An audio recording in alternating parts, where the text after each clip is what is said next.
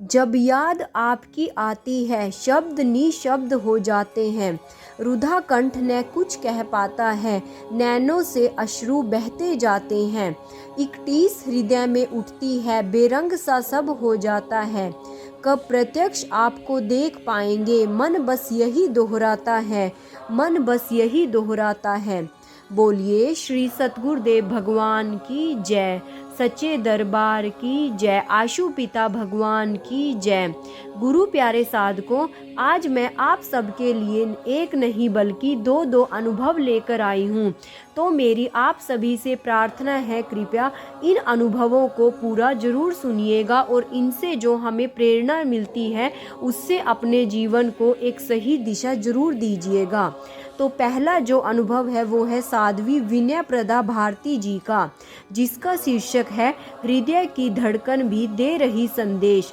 तो चलिए शुरू करते हैं साध्वी जी का अनुभव कि महाराज जी ने उनको दिव्य अनुभव के माध्यम से क्या प्रेरणा दी। वो बताती हैं, गुरुदेव की दिव्य प्रेरणा से अंतर जगत में एक दिव्य अनुभूति हुई।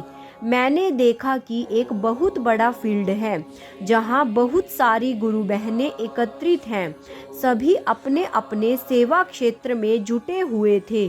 तभी एक दीदी वहां आए और उन्होंने एक ऐसी खुशखबरी सुनाई जिसे सुनने के लिए हम सभी के कान तरस रहे हैं।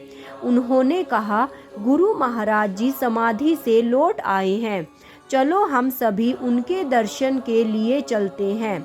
इस सूचना के मिलते ही हम सभी के चेहरे प्रसन्नता से खिल उठे। मैदान के एक ओर बहुत सारी संगत खड़ी थी और दूसरी ओर हम सभी लाइन बनाकर खड़े हो गए। हम सभी की आंखें उसी मार्ग पर टिकी हुई थी जिस मार्ग से हमारे गुरुदेव का आना था। थोड़ी ही देर बाद जैसे ही उन्होंने अपना पहला चरण मैदान में रखा तो हम सभी के दिल की धड़कन तेज हो गई और साथ ही साथ आंखों से आंसू बहने लगे।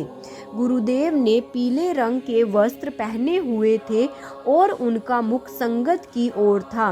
वे संगत में किसी को कुछ समझा रहे थे।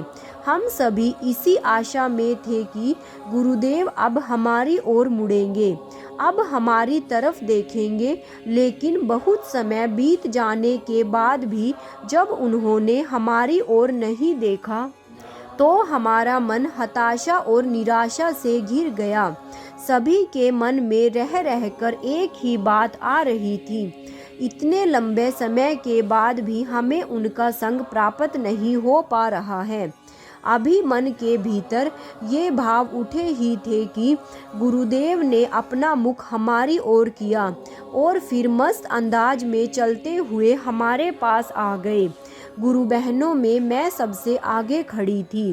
गुरुदेव ने बड़े स्नेह से मुझसे पूछा, तुम रो क्यों रही हो? मैंने रोते रोते अपने मन की सारी बात गुरुदेव के सामने रख दी। मेरी बात को सुनकर वे बहुत गंभीर हो गए और बोले, अच्छा एक बात बताओ, हृदय कहाँ होता है? यह तो तुम्हें पता ही होगा। यह बताओ कि उसकी धड़कन कहाँ होती है?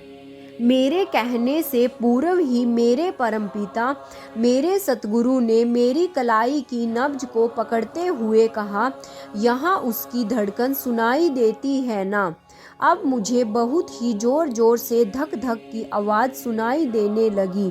फिर मेरे माथे के किनारे पर हाथ रखते हुए वे कहने लगे, देखो यहाँ भी उसकी धड़कन सुनाई देती है। जब मैंने वहाँ छूकर देखा तो मुझे स्पष्ट उसका अनुभव हुआ। फिर मेरे पैर की एक नस को पकड़ते हुए मेरे परमपिता बोले, देखो यहाँ भी धक धक की आवाज़ आती है, यहाँ भी तुम हृदय का स्पंदन अनुभव कर सकते हो। मैंने हाँ में सिर हिलाकर अपनी स्वीकृति दे दी।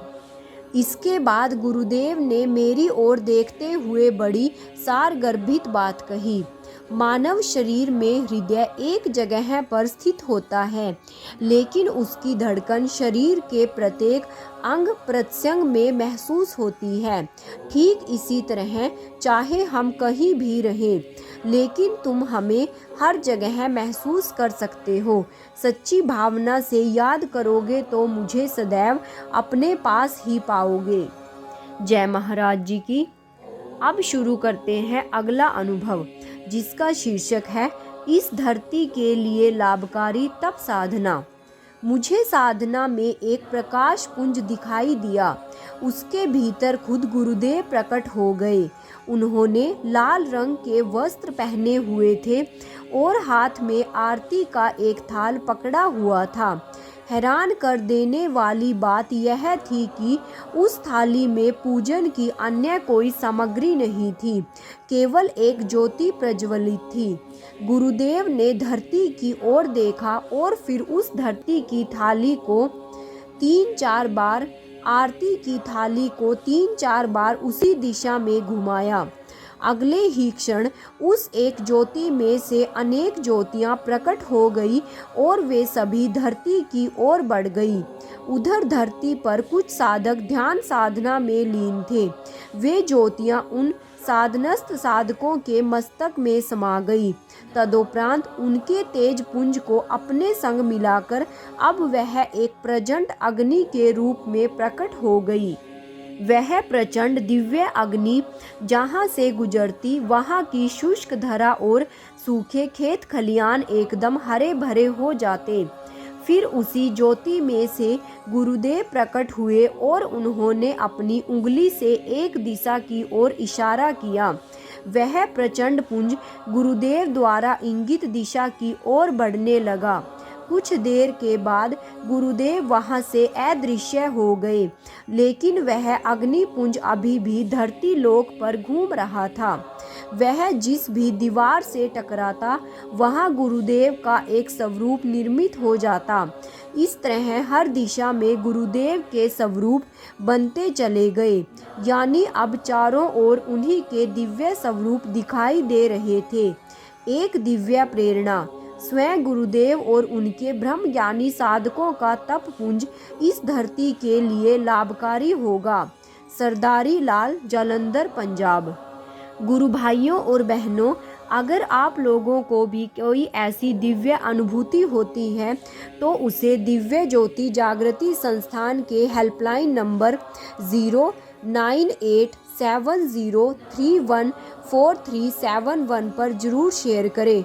अनुभव शेयर करने का समय है सुबह 11 बजे से शाम के 7 बजे तक, ताकि अन्य गुरु भाई और बहनें भी इन अनुभवों से प्रेरणा ले सकें और अपने जीवन को एक नई दिशा दे सकें। जय महाराज जी की। जय श्री राम। ओम श्री आशुतोषाय नमः। मिलते हैं कल एक नए अनुभव के साथ। जय महाराज जी की।